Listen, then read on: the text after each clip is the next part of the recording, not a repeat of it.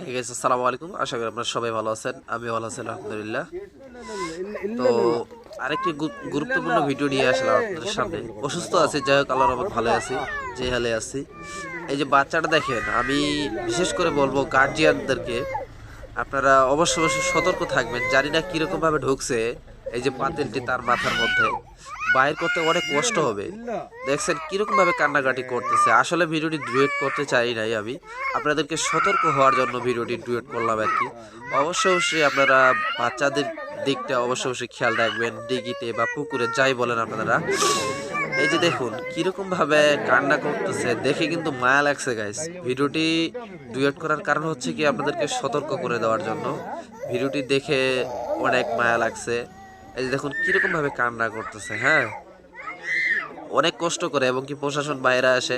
জানি না কোন দেশে হয়েছে এই সমস্যাটি।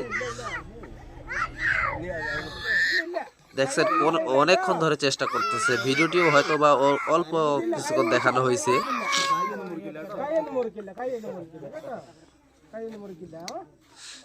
আপনারা হয়তো ভাষাটা দেখে বা ভিডিওটি দেখে বুঝতে পারবেন কোন দেশের ভিডিও। তো যাই হোক, সেটা বিষয়, সেটা কোনো বড় কথা না। বড় কথা হচ্ছে কি আপনারা অবশ্যই অবশ্যই খেয়াল রাখবেন, যে কোনো জায়গায় হইতে পারে এই কাজটি।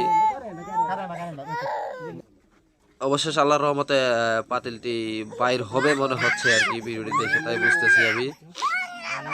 এরকমটা হয়ে থাকে কুকুর, বিড়াল, আরো অনেক প্রাণীর সঙ্গে, কিন্তু এই আজকে দেখলাম আমি প্রথম যে এই বাচ্চার সঙ্গে হয়েছে এই কাজটি। অবশ্যই অবশ্যই এই বাচ্চাগুলিকে অবশ্যই অবশ্যই খেয়াল রাখবেন, যেহেতু ছোট বাচ্চা, তারা ঠিকঠাক মতো কিছু বুঝতে পারে না, বলতে পারে না। অনেক মায়া লাগছে গাইস। শরীর অসুস্থ, তারপরেও ভিডিওটি ডিলিট করলাম একটু আপনাদেরকে সতর্ক করে দেওয়ার জন্য।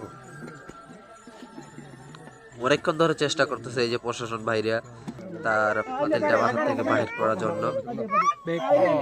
অবশেষ বাইর হবে মনে হচ্ছে, এবং কি বাইর হয়ে গেল। ভিডিওটি শেয়ার করে দিবেন, হ্যাঁ সবাইকে সতর্ক করে দিবেন গাইস। ছোট্ট বাচ্চা, হ্যাঁ কতটুকু একটা বাচ্চা,